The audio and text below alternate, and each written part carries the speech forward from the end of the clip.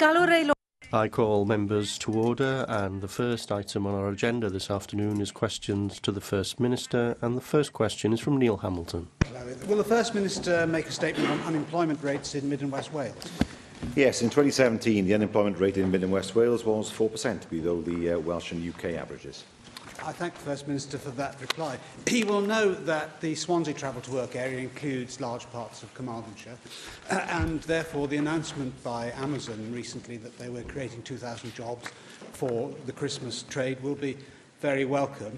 But less welcome is the fact that they're doing a lot of their recruitment through a company called the Central European Recruitment and Contract Services, and that's basically to bus in people from Hungary rather than from Carmarthenshire. One of my constituents has contacted me to say that she'd been contacted by this company, wanted to know if she had residential rooms for rent, which could be hot-bedded in 3 shifts for these workers. Doesn't this tend to undermine the purpose of the grants which Amazon received from the Welsh Government for their warehousing facility in Swansea?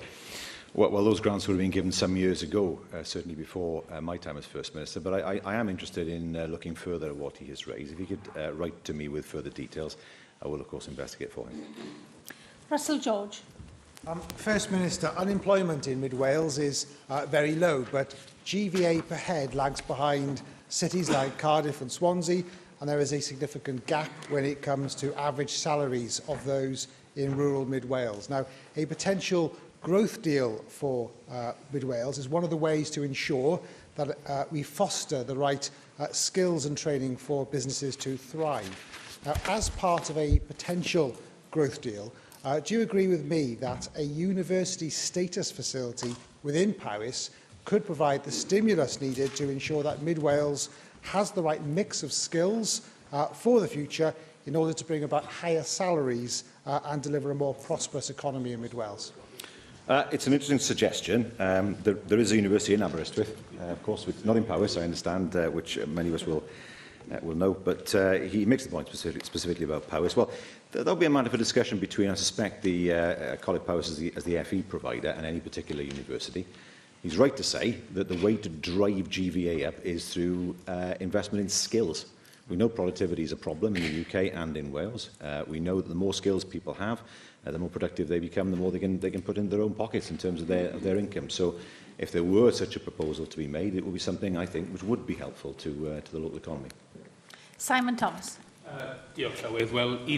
Thank you, Llywydd. Well, one thing which would transform the economy of West Wales would be to see a tidal lagoon being allowed in Swansea Bay in terms of employment, skills, and in transforming the way we deal with energy in Wales, and also creating pathways for our young people so that they can stay in West Wales and stay in our Welsh communities too. Now, Wednesday is realistically perhaps the last opportunity for the Westminster Government to give the green light to this project. Have you contacted them recently? I know you've done so in the past. Are you still putting pressure on the Westminster Government to make this announcement on Wednesday in the budget that the tidal lagoon should proceed and that there should be an agreement on the way it's going to be paid for and the way which will benefit the Welsh economy? I have a number of times. I raised this personally with the Prime Minister of the United Kingdom about 3 weeks ago now when I met her, telling her how vital the lagoon was and how important it was, not only to the economy of the Bay, but much more broadly than that. And I have kept the pressure on, and that includes the Secretary of State, because it appears that he has more influence in order to ensure that this project goes ahead for the benefit of the West and its economy. To Weinidogion. Will the First Minister make a statement on Welsh Government's efforts to make Wales a dementia-friendly country? Yes, taking Wales forward commits us to making Wales a dementia-friendly nation through developing and implementing a new national dementia plan. We hope to have that agreed with stakeholders by Christmas with a view to publishing it as soon as possible in the new year. Thank you. Last month I was really proud to present Griffithstown Primary School with their Dementia Friendly Award, the first school in Gwent and one of the very first schools in Wales to receive the award. Every single class in the school has taken part in the initiative, from reception to Year 6, with older pupils also visiting patients at County Hospital and participating in an innovative scheme called Shimmer My Zimmer, where they decorated and personalised Zimmer frames so that people with dementia could recognise their Zimmer and use it more often. Will the First Minister join me in congratulating Griffithstown Primary School on the fantastic achievement of receiving this award, and also on the brilliant intergenerational work they are pioneering, which we know can make such a huge difference to the lives of people living with dementia? Very much so, very much so. I think it's incredible, the innovation that's been shown in ways which most people wouldn't think of to help people with dementia. I think it's hugely important as well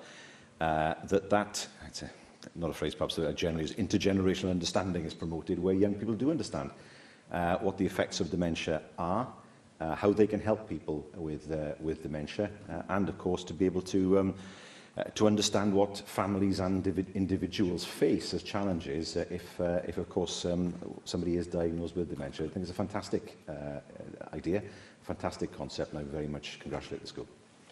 Mark Reckless. Diolch, Beth. First Minister, as well as Wales ageing as a nation, the trends are quite different within different parts of Wales, and the valleys, for example, have a much greater sort of demographic ageing trend than the nation as a whole. Are you confident, First Minister, that our provision of dementia services is sufficiently decentralised, and also that the resourcing of it is sufficiently aimed at those areas where the ageing trend is most severe? Yes, I am. If there's any difficulty in that regard, I would expect that, of course, to be a part of the discussions that are taking place with stakeholders over the Dementia Action Plan. And I expect that to be reflected in the plan if that was identified as a challenge.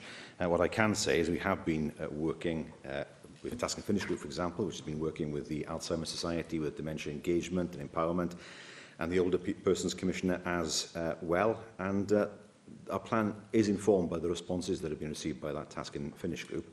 As I said, we hope to be in a position where we can agree the plan by the end of this year, with a view to publishing it as soon as possible at the beginning of next year. Rhina Biorwerth. Diolch yn fawr iawn. Thank you very much. First Minister, the one issue that comes up time and again when I speak to families, for the families of those who have dementia, is the problem in Wales of having a specific contact worker for families who want someone to turn to wherever they wish to do that. Now, having that kind of pledge and ensuring that such a worker is available would allow Wales to be innovative in the care it provides to people with dementia and their families. Does the First Minister share my view that we need that as part of the final strategy, and is he confident that that will be part of the strategy? Well, this is something that will have to be considered as part of the consultation that has taken place. May I say that the plan itself is built on the basis of acknowledging the fact that these people suffering with dementia have rights, and therefore in what way can we ensure that those rights are respected? And this will have been part of the discussion that has taken place to date, and it will be part of the discussion on the plan itself. May I also say that the plan itself will also be considered by an action group in order to ensure that the plan works in the way that it should. Diolch, Llywydd. First Minister, according to Health in Wales, dementia affects over 42,000 people in Wales alone, and it's estimated that in just a few short years this could increase by at least a third. It is therefore vital that Wales becomes a dementia-friendly nation as soon as possible to ensure that those living with this terrible condition and their families are supported at every stage. First Minister, what is your government doing to increase public awareness about dementia and how to reduce the risk of developing this devastating condition? Well, at the heart of our approach is the need to ensure that people can remain as independent as possible for as long as possible. That means working with organisations to promote dementia-friendly environments. We've seen an example from my colleague Lynn Neagle of how that can be done with schools. And it is hugely important that people understand that dementia is not something that affects everybody in the same way and at the same rate. And so we know that the people's needs will change over time, and it's hugely important that people understand that. And as part of promoting a dementia-friendly Wales, increasing people's understanding of the condition is obviously an important part of that. Cwestiynau nawr gan Questions now from the party leaders. Leader of Plaid Cymru, Leanne Wood. In the next week, we're expecting a vote to convene a session of the Committee for the Scrutiny of the First Minister regarding allegations of bullying in the Welsh Government and whether or not this Assembly has been misled. You've denied that you received allegations of bullying specifically, but you also said that any issues raised with you were dealt with. If you didn't deal with issues of bullying, can you tell us what issues were dealt with and how you dealt with them? Yes. Well, members will, I hope, understand that if I've seemed to choose my words carefully or appear over-loyally in my answers, it's not to be evasive. It's because these are extraordinary times. It's not to... they're awful times, a moment in our political life that's full of hurt and anger. People are grieving, and the last thing I want to do is to make matters worse. But I do understand the need for questions and scrutiny, and I have no difficulty with that. Let me set out as best I can what my explanation is for the perceived discrepancies, as people see them, between the answer in November 2014 and the answers I've subsequently given on the issues of bullying. I am aware of the comments that have been made in the press. All I can say about those comments is that in relation to them, no specific accusation of bullying was ever presented to me, either formally or informally. No evidence was given to me, nor was that word bullying ever used in that way. But if you want me to be clear about what the issues were, I can say people were sometimes unhappy with the way things happened. Were there competing priorities and complaints of that nature? Of course there were. Did people sometimes feel others were more favoured? Of course they did. That happens in any organisation. And in politics, where these matters are felt even more intensely than in most other places, and people are very passionate about what they believe in, then that will be the situation. At the heart of our democracy is the notion of competition. There'll always be tension. Everyone in this chamber will recognise that, particularly my fellow party leaders. I will continue to deal with those tensions in as fair a way as possible. And regardless of our political differences in here, I hope that when people look at my political record, they see somebody who has always tried to be fair. But I do reiterate the offer I made over the past 2 weeks, that if people think there have been incidents of bullying, either historic or current, that my door is open. If they prefer not to approach me, they can, of course, approach the Permanent Secretary. First Minister, this is your opportunity to clarify the situation. It looks as though you've given two contradictory answers. You say that no allegations were received, but also that there were issues and that you did deal with them. I'll ask you again, what were the issues that were raised with you and how did you deal with them? Well, there were sometimes, as I said, people were unhappy with the way things happened. People felt that others were more favoured. But that happens in any organisation. I dealt with them as and when they arose. When you're dealing with a cabinet, you have people who are very talented. You have people who feel very strongly about what they are promoting. And, of course, it's hugely impossible to reconcile differences when they arise. If you ask me the question, is it the case that cabinets are always harmonious, where everybody agrees all the time? No. And it would be unrealistic to say otherwise. And when those issues arose, I dealt with them. You're not answering the question, First Minister, I'm afraid. There were specific allegations about bullying, which you have denied, yet you've said that there were issues and you did deal with them. Now, you haven't explained to us what those issues were, or how they were dealt with, or whether or not there were, for example, reports produced. Will you now give us the clarity which this Assembly deserves? Explain to us what issues were raised with you back in 2014 and what exactly you did to deal with those issues. If they weren't issues of bullying, that's fair enough. What were they then? Please be clarifying on this now. They're issues of competing priorities, of people feeling that some people listen to more than others. They are feelings of people feeling that they want to see you as First Minister, to explain their position. These are all the normal processes of cabinet government. It would be very odd if any cabinet was in place where nobody ever disagreed. It would be very odd if a cabinet was in place where people were in a position where they didn't feel that they wanted to make their views known in a particular way. And as First Minister, that's the way that I always dealt with government. And if we look at what we did as a government, we delivered all our manifesto promises in the years up to 2016, and we are continuing to deliver that now. So yes, there are always tensions in any cabinet, and surely any party leader will recognise that. What's hugely important is that those tensions don't get in the way of good governance, and they haven't got in the way of good governance as the people of Wales have seen. Leader of the Opposition, Andrew Archie-Davies. Presiding Officer. First Minister, I'm grateful for the way that you've engaged with the questions so far this afternoon. A stark contrast to the way you engaged last Wednesday with the question that I put to you in the topical questions. But there is this issue where there are two narratives running here. There is the narrative that you acknowledge, and again I was grateful for you acknowledging that in First Minister's questions last week, that you did have issues raised with you back in November 2014, and you dealt with those issues. And then there is the issue of the written question that Darren Miller put down and the difference in the answer that said that there hadn't been any issues at that time.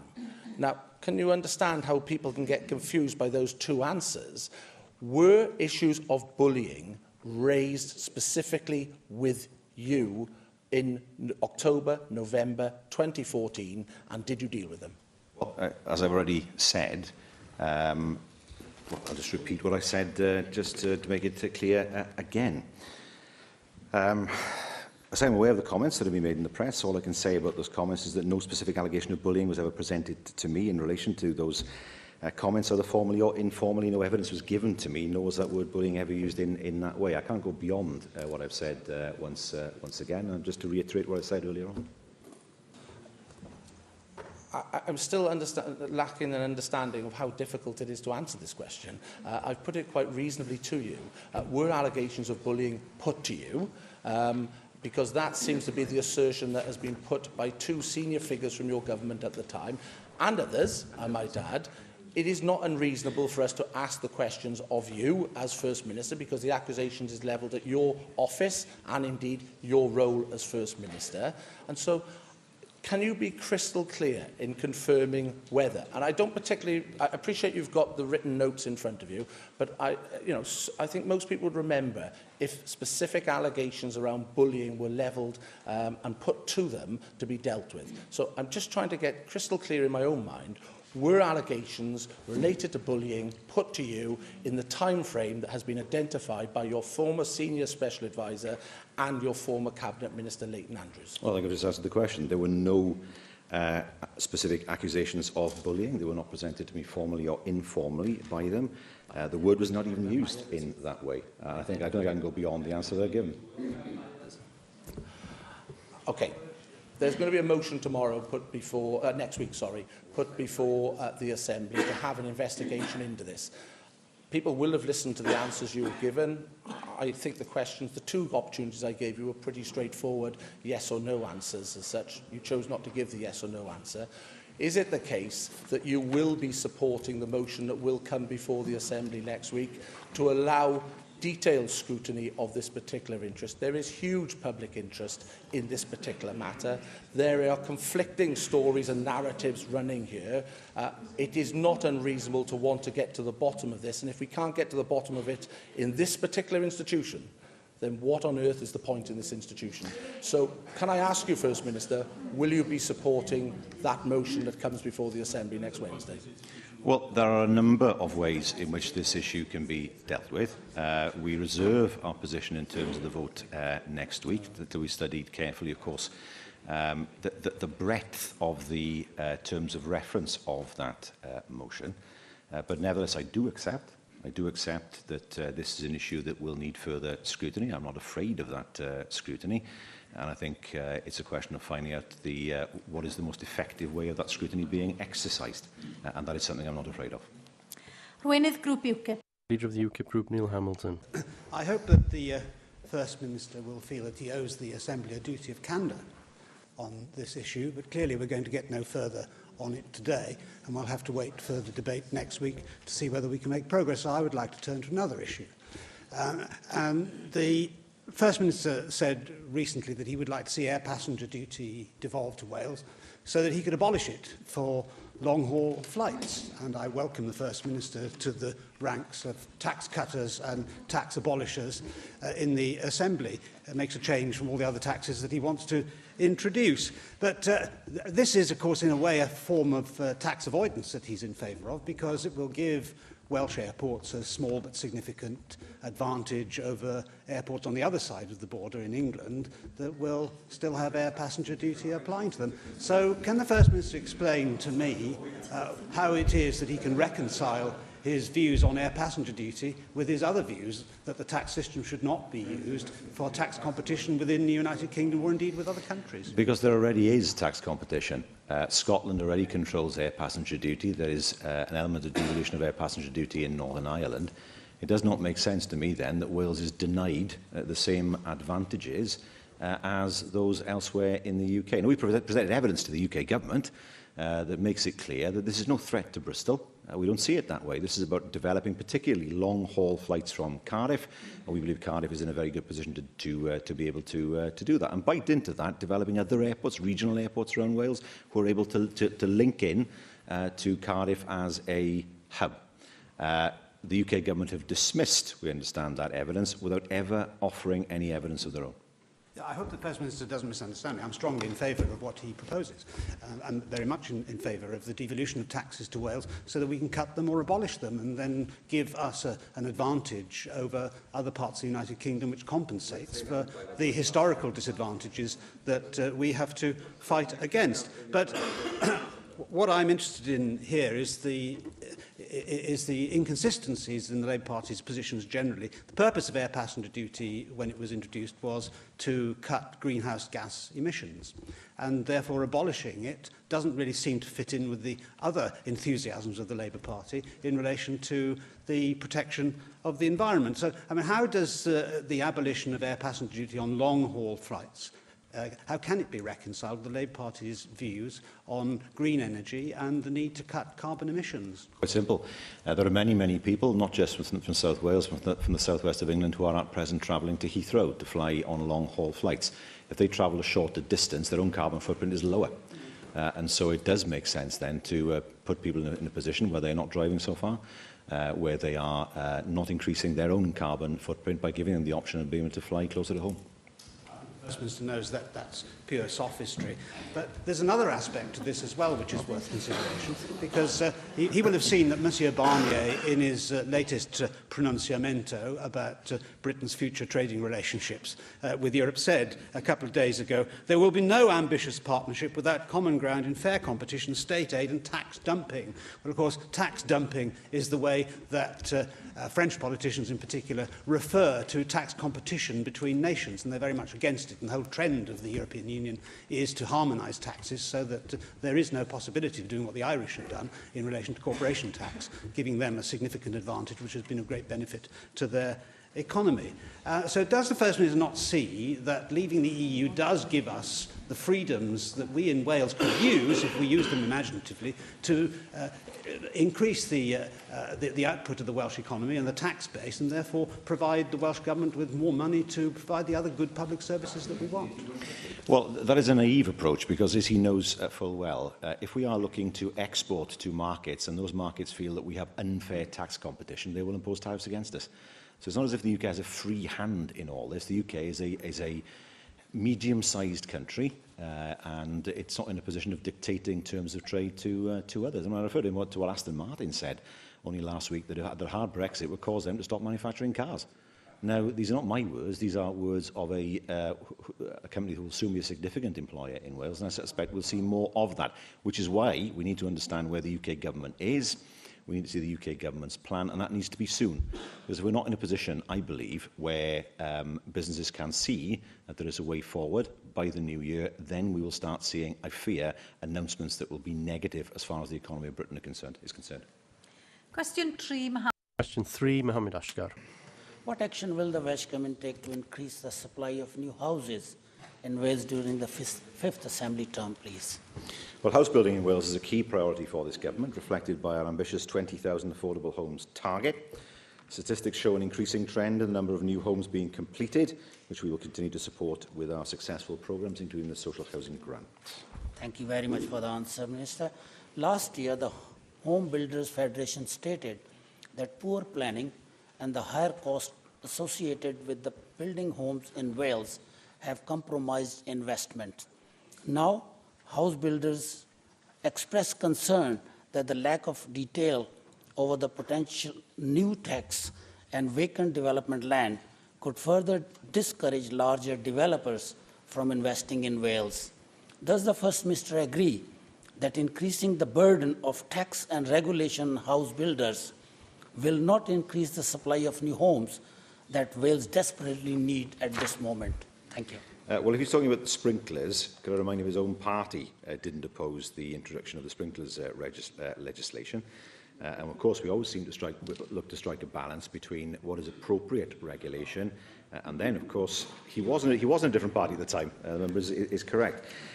So I have to revise the point that I made. He supported the sprinklers regulation, I believe, on that basis. We look to strike a balance between appropriate regulation and encouraging house building. We've done it through the social housing grant. We've made sure that we are not losing council houses through them being sold, to make sure they're kept in the public housing stock. We've made sure as well, of course, that through Help to Buy Wales, there are options open for people to buy houses that they otherwise wouldn't have the option to do. So we have a good record when it comes to housing, and we are on track to meet our target. Hefin David. I would argue it's important that we address housing need far more, in fact, than we address housing demand. And housing need is those people on lowest incomes that aren't even recognised on the demand curve. Local development plans hopelessly fail to address housing need and instead deliver expensive executive accommodation in areas like Cyflwynir in the south of my constituency. They don't deliver affordable housing. Will the First Minister accept that more needs to be done to deliver affordable housing, and particularly work with local authorities and registered social landlords to deliver affordable housing in the northern reaches of communities that I represent, and recognise that LDPs at this point in time are failing to do that? Well, LDPs have to be up to date. The difficulty for any local authority is that if any local authority has a development plan where the 5-year housing supply is no longer relevant, they are at risk of speculative housing developments. And it is hugely important that there is a development plan in place. But his point is well made. It is hugely important that there's a proper balance between houses and the availability of houses according to what people can afford. That's why, of course, local authorities can retain their own, the money and build new council homes following the successful exit of the Housing Revenue Account Subsidy System. So local authorities can build council houses again. We have the Affordable Housing Grant, of course, which looks to help people to buy, to get accommodation that is affordable to them. And, of course, making sure that people don't become homeless in the first place. Supporting people is an example of that. We have to make sure, and we've been successful in doing that, that people don't actually become homeless. But it is right that local authorities should be aware, as they develop their development plans, of the need to secure the right balance of housing. It can't all just be housing at one end of the market, that's true. Cwestiwn 4, David. Question 4, David Milner. Statement on cyclist safety in Wales. Well, for 2017 to 18, we've allocated £592,102 to local authorities to deliver cycle training to approximately 15,000 people. We'll also be working with the Department for Transport to review the national standards for cycle training over the next few months. First Minister, it's Road Safety Week this week, and I think we would commend all measures to road safety. We also in South Wales Central, unfortunately, have to reflect on 2 fatal accidents in October, and we send our condolences to the families of the victims. I just wonder if it is now time for a much more integrated and ambitious approach to these matters, along the lines you see in the Netherlands, Germany and Denmark, where you have 20-mile-an-hour zones and urban areas in much greater use, clearer designation of off-road and on-road bicycle paths, priority traffic signals in key places. We really need to have a joined-up approach to this important matter. I agree. One of the incidents he refers to happened not very long before I was travelling on the same road at the same time. I didn't see it. And it's right to say that great care needs to be taken when cyclists and cars use the same road. I mean, it's important that cars, of course, who have the primary responsibility, to my mind, consider the safety of cyclists, and that is something that goes for all drivers. That said, I've said this before in the Chamber, I think it is important that if we're going to encourage more people to cycle, then there will always be people who are too nervous to cycle in traffic. There are some who are not, but others will say, well, I would like to cycle more, but I'm not keen on mixing with cars on the road.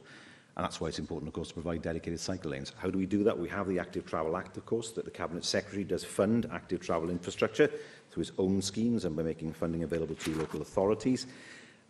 The Active Travel Design Guidance provides clear standards that infrastructure must meet, and this winter we will be updating the guidance to incorporate emerging best practice, and I understand the Cabinet Secretary will be making an announcement soon on the funding call on the Local Transport Fund for the coming financial year. Jenny Rathbone.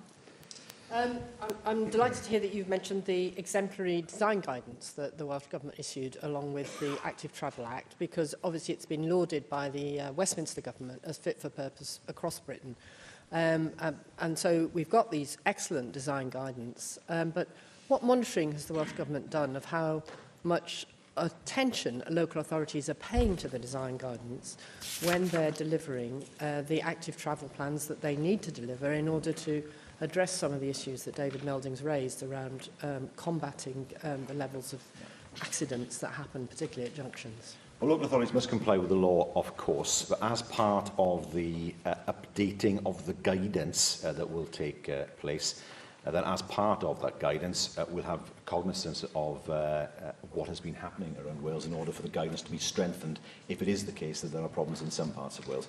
Member's absolutely right to say that we have the Act in place, but it is hugely important that the Act is observed. And there's still a great deal of scope in many of our city and town centres to do more when it comes to cycle lanes, particularly. And that is something that we'll be considering as part of the updating of the guidance. Gareth Bennett. There are issues of cyclist safety, as have been raised by the last two members, and we do need to make steps to encourage safe cycling. Unfortunately, when cyclists come off the road and onto the pavement, they can also become a danger to pedestrians. Now, in Peterborough, the council are currently issuing PSPO notices, which are public space protection orders, to stop dangerous cyclists. 1,000 cyclists have been fined in 3 months. Now, we do have powers to issue PSPOs in Wales as well. So should we encourage Welsh councils to use similar notices to tackle the growing problem of dangerous cycling? Well, this is something I know the UK Government is considering. The current law that deals with dangerous cycling is a law that dates back to the furious driving of horses and carts in Victorian times, which has not been updated, although the prosecution was successful, of course, along those lines. I do get concerned. I think, first of all, it's important for us to understand that just like most drivers, most cyclists are responsible cyclists who are well illuminated as well at night. But I've seen cyclists on pavements. I've seen people cycling at night with no lights, and they're invisible, frankly. They've got nothing, there's literally nothing on them that can identify them to cars, but they are a minority. So I think what is hugely important is we continue to emphasise that for cyclists' own safety, it's massively important that they have lights on at night. They don't wear entirely dark clothing so they can't be seen, for their own safety and, of course, to enable them to enable cars to see them. But we are talking about a small minority of people. There is a duty on car drivers, obviously, to consider the safety of cyclists, but it is important as well that cyclists as well take steps to ensure that they can be seen. Question 5. Question 5, Mark Isherwood. How is the Welsh Government maximising the use of preventative services to help vulnerable groups in Wales? Yes. Prosperity for All sets out our commitment to strong and safe communities that protect and support the vulnerable.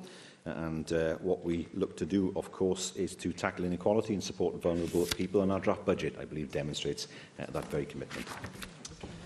Well, thank you. Housing-related support funded through the Supporting People programme and delivered through housing associations and third sector bodies has been improving lives and saving significant sums for statutory sector providers, health boards, local authorities for many years.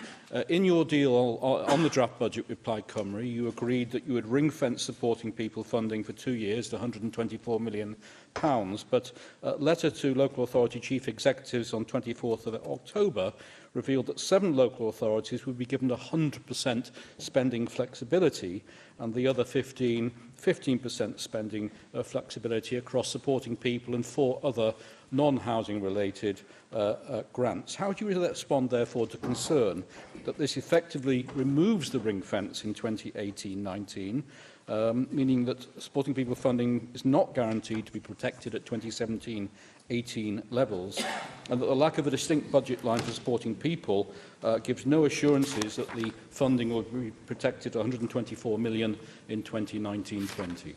Well, we expect local authorities, of course, to comply with the law. And in the Housing Wales Act, it is clear that local authorities have a duty to prevent homelessness. By and large, they have performed well in implementing that legislation. Progress has not been as consistent as we would like, and of course, we will continue to monitor progress to make sure that the good progress that's been made across Wales continues in the future, due to the fact that that supporting people, of course, has received the funding through the budget agreement that is necessary. Dawn Bowden. And can I also support the importance of preventative services, but across all of our public services? And for example, in Cwmtaf Local Health Board, they've been piloting free health checks funded by Welsh Government for the over 50s, and as a result of picking up early signals of health problems, that allows for cost-effective preventative actions. Would the First Minister agree that this type of early prevention work is vital to reforming our health and wider public services, as well as ensuring the most effective use of public funds? Yes, I do. I think it's hugely important that we're able to do that. I hear from the Conservative benches that's not sufficient. We're going to remind them that they've had 7 years of austerity. They're in no position to criticise when it comes to health, education or housing or anything else for that matter. If they are so concerned about increasing funding in every single area, which they claim to do every year, then perhaps they could prevail on their colleagues in the UK government to provide more money, or indeed to provide the £1.67 billion equivalent that Northern Ireland have had. They are in no position to complain, given the fact that they've proven so ineffective at lobbying their own colleagues in Westminster. Question 6, Steffan. Question 6, Steffan Lewis. A statement on the Welsh Government's international policy. Well, the focus of our international work is clear: to create a more prosperous and sustainable Wales through increased export and investment, while increasing Wales's influence and international recognition. I thank the First Minister for that answer. He's aware of my view, of course, that there needs to be a new comprehensive international policy for Wales now that encompasses everything from trade to international development, and I believe that there are many lessons we can learn from other sub-state nations. I know he's reluctant to do so at the moment because of the ongoing uncertainty around our separation from the European Union. But doesn't he agree that as a first step to a new comprehensive international policy for Wales, we need to ascertain our country's global reputation? At the moment, one of the leading global brand indices for nations is the Anholt GfK Nations Brand Index, and they measure the reputation of Scotland, Northern Ireland and the UK as 3 different entities. So will the First Minister seek to have Wales included on that nation's global brand index, so that we can have a first step at least into ascertaining our global reputation that could then inform a future international policy for our country? Could I say first of all that we're not waiting to see what happens with Brexit in terms of developing, as you would describe, an international policy. One of the things we know we need to do is to increase our staff presence abroad, working with the UK government to ensure that we can work with them. But I know that we will need to increase our presence in different countries around the world, and that work is ongoing, and I hope to be in a position to make an announcement about that in the very near future. He mentions particularly the Anholt GfK Open Nation Brands Index. We have taken part in that survey in the past. It's expensive. The question for us was, what does it deliver for us? It wasn't clear what it delivered for what it cost us. But look, what I'll do is I'll write to the member with more details, just to inform him the reasoning behind that decision, and in order for him to understand why that decision was taken, and whether there is scope to look at rejoining the index at some point in the future. Russell George. First Minister, I just heard your previous response. Do you agree with me that we ought to be looking at appointing trade envoys to boost exports to countries outside of the EU, of course, and that will, of course, raise Wales's commercial presence and international profile? Well, we look to trade with any country we can around the world within reason. I mean, but the reality is that most of our export market is the European single market. That can't be replaced overnight. We can't start, for example, suddenly to export dairy produce to the US. Because of the issues that exist there, and nor should we try and ignore our biggest market, which is on our doorstep. That doesn't mean, of course, that we are not proactive in developing markets elsewhere. The Middle East is one example. The very fact that, that working with the airport, we've established a link to Doha from next year. The fact that we have been working to gain investment from trade, for example, in Middle Eastern countries. We have, for example, a situation where Welsh lamb is the market leader in the United Arab Emirates, something that I, and indeed the presiding officer, worked for in order for that to happen. So it's not the case that we only focus on Europe, but Europe is our most important market by far, and it's not realistic to think that it can be replaced with anything else, particularly in the short term. Cwestiwn 7. Question 7, Vicky Howell. How is the Welsh Government prioritising support for mental health services in Cynon Valley during this Assembly term?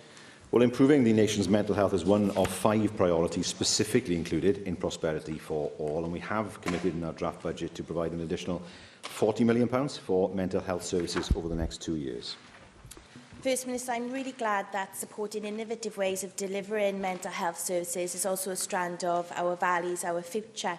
Cwmtaf University Health Board has the highest number of people taking antidepressants, 1 in 6 of the population, and that actually reaches a staggering 1 in 3 in the town of Mountain Ash in my constituency of Cynon Valley. I recently met with Valley Steps, an organisation that I've been championing since I was elected as AM for Cynon Valley, and they're carrying out a pilot based on promoting alternatives to medication, but are concerned that funding for the project may not be carried forward. Can the Welsh Government commit to continue funding for this project for an adequate period to enable it to promote non-medication alternatives? Can I thank the member for the question? I can say that I do understand that Cwmtaf University Health Board is working collaboratively with the Valley Steps programme, and my officials are in discussions with the Health Board over its ongoing work with the programme. I hope that a resolution can be achieved soon. David Melding. First Minister, I was very pleased to hear that the Health Secretary, Cabinet Secretary and Education Secretary announced additional investment for CAM services in schools. I do hope that we'll be seeing some of this benefit in places like Aberdare. Yes, of course, every secondary school has a school counsellor, but there is a reluctance amongst some to go and see that counsellor for fear that others will find out. I think that is an issue that, well, I'm aware that that's an issue for some teenagers. So being able to extend the reach of CAMS beyond its traditional areas to look at preventative work, I think is hugely important. Given the pressures that teenagers are under, I mean, when I was a teenager, what happened at school didn't follow you home at night. It does now through social media. I've seen it with my own eyes, with my own children, the kind of stuff that is out there on social media. And that's why, of course, it's so important that we have in place a system that didn't exist when I was in school, but is needed now for many teenagers to provide them the support that they need, both in school and outside. Cwestiwn 8. Question 8, Clwyd Griffith. Thank you, Llywydd. Will the First Minister make a statement on local development plans in North Wales? There are 5 local development plans that have been adopted in North Wales, and we expect 2 other authorities, namely Wrexham and Flintshire, to adopt their plans by the year 2020. Well, it is 5 years since the Planning Inspectorate insisted that, or rather rejected, Wrexham's LDP and also told Denbighshire and Conwy that there weren't sufficient housing in their development plans. Now, that decision was based on the population forecasts of the government, but now, of course, the census has demonstrated that those projections were erroneous and that we didn't need to increase the number of houses in those plans. Indeed, the original Wrexham LDP was quite close to the mark in terms of the numbers, but the cost of having to redo the LDP in Wrexham alone has been over £200,000. So who, in your view, should be compensating Wrexham Council for that process and for forcing them to return and rerun a process that was clearly unnecessary, which was erroneous and was a complete waste of time? Well, there is a process which, according to the law, has to be followed. If I remember rightly, it is possible for local authorities to bring their own figures forward as regards as housing if they believe that the target they've been set by the Welsh Government is inaccurate. That was true at one point, and I believe that that's still true now. But of course, Wrexham is in a position, if I understand the situation properly, where they're targeting 2019 for the adoption of that plan, and it is important that they do adopt the plans. And Llŷr is quite right to raise this because we've got issues in Aberconwy now as a result of your government's policy as regards Tan 1, where planning officers are actually interpreting that Tan 1 has much stronger weightings than any other of the towns. We've got applications coming forward now on land that's not even in our LDP, making an absolute mockery of Conwy Council having deposited its LDP with the Welsh Government. I would ask you, First Minister, will you look at this? Because it really is impacting on our few remaining greenfield sites, and frankly, developers are looking now to be able to land bank. And, to the detriment of our local communities. We haven't got the health services, we haven't got the education facilities, and there's places in the schools. The whole thing is a fiasco. And I would ask you, as your responsibility as the First Minister, really look at this and perhaps provide this chamber with some ways forward that you're going to change things as regards the weightings given to Tan 1. Well, Tan 1 is being looked at the moment, but I have to say these are matters largely for the Council. If there are planning applications that are coming forward on land where that land is not allocated for that particular use in the LDP, the Council isn't obliged to give planning permission. The Council do have to take responsibility themselves for the decisions that they take. But however, she did mention Tan 1, and the Minister informs me that the Tan 1 is being examined at the moment. Question now, Paul Davies. Question 9, Paul Davies. Will the First Minister outline what the Welsh Government is doing to support the agricultural industry in Pembrokeshire? Well, for example, over 1,400 people in Pembrokeshire are signed up to Farming Connect to learn more about improving the profitability, competitiveness and environmental performance of their businesses. And of course, we will still urge the United Kingdom government to ensure that there won't be any barriers to the ability of the farmers of Pembrokeshire selling in the single market. One way to support the agricultural industry in Pembrokeshire is not to introduce nitrate vulnerable zones in Wales. Given the importance of this issue and the negative impact that such a policy could have on the agricultural industry, can you give us an update on Welsh Government plans for nitrate vulnerable zones in Wales, and can you confirm that a statement on this issue will be made to this chamber, and when will that happen? There were very many representations made, over 250, I apologise, and they are very detailed, and a summary of all those will be published long. Now then, the review of the NVZ is statutory under the Nitrates Directive, and of course that has to be considered in the context of pollution as well. So striking the balance is what's vital here, and we must ensure that everything that is done ensures that we do strike that balance between reducing pollution and, of course, ensuring that any changes are not excessive. Thomas. Finally, Simon Thomas. Thank you, Llywydd. Your Cabinet Secretary for Finance and Local Government told the External Affairs Committee yesterday that you were close to agreeing a framework for agriculture as we exit the European Union, and farmers in Pembrokeshire and elsewhere will be very interested in understanding what that framework is and what that agreement entails. When will we hear those details, rather than just rumours in a committee? Well, once the framework is in place, then I will announce it to the Assembly. But it's no secret what our position as a government is, namely that the powers should come to the rightful place, namely this Assembly, and secondly, that nothing should change without an agreement to change, and thirdly, that we must ensure that the same amount of money is available to make the payments as present, and those payments should be made to Welsh Government in the same way as at present. It wouldn't be right if those payments came through the Barnett formula. It would be a huge cut to the budget. So that's the stance we have taken. And of course, that is the stance that has steered us through these discussions. Thank you, First Minister. The next item, therefore, is the business statement and announcement.